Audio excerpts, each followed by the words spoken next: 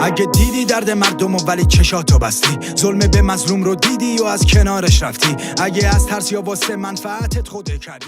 صدایی از جنس مردم اما در سیاه‌چاله رژیم.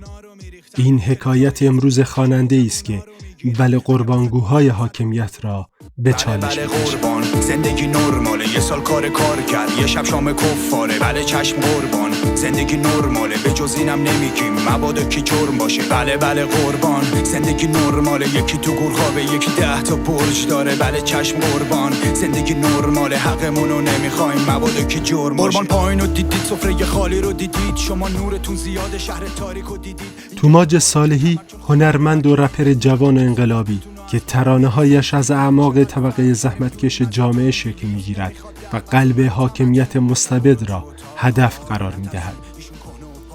توماج در 7 سالگی آموختن موسیقی را با یادگیری تنبک و ارگ آغاز کرد.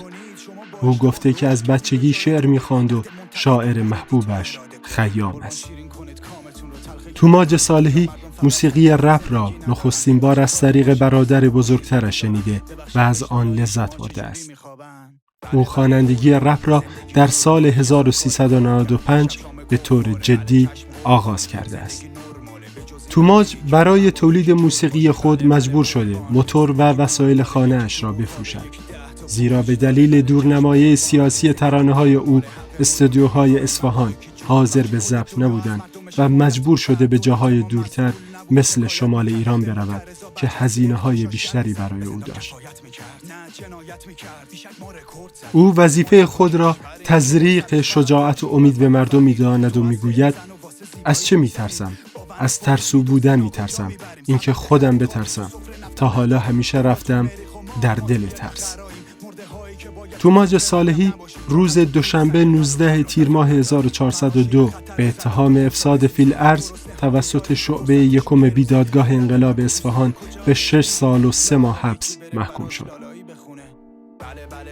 وی از تاریخ قطعیت حکم به 2 سال ممنوعیت خروج از کشور، 2 سال محرومیت از فعالیت، تهیه و تولید آثار موسیقی و خوانندگی و همچنین 2 سال حضور الزامی در دوره‌های مدیریت رفتار و مهارت دانش محکوم شده بود.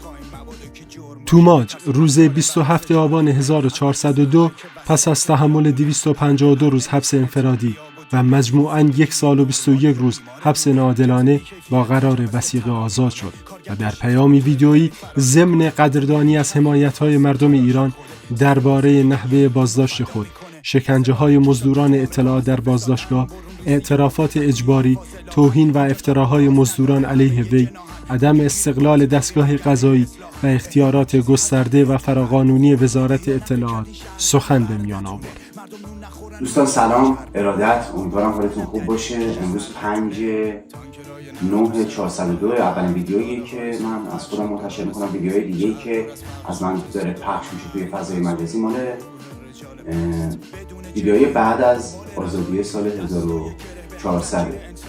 پس از این اظهارات، توماج روز پنجشنبه 9 آذر 1402 در خیابانی در بابل همراه با ضرب و شتم و بدون ارائه هر گونه برگه قضایی توسط نیروهای امنیتی رژیم بازداشت و پس از چند روز به زندان دستگرد اصفهان منتقل شد. توماج یکی از صدها صدایی بود که در ایران و خارج از ایران برای مردم می‌خواند. او صدای رسای انقلاب بود که با جرأت می‌گفت سوراخ موش بخر. اینقدر زندان داره که همتون جا بشین. ژورنالیست بازاری، مخبر دوزاری، هنرمند درباری، سوراخ موش بخر. مأمور معذور از بالا دستور، جلاد مجبور، سوراخ موش بخر. سوپاپ اطمینان منصوب بی اختیار، اصلاح طلب حزب با سوراخ موش بخر. صادراتی نایی یا کی زیرو رو که 4 جایی بده هرچی دلار داری، سوراخ موش بخر.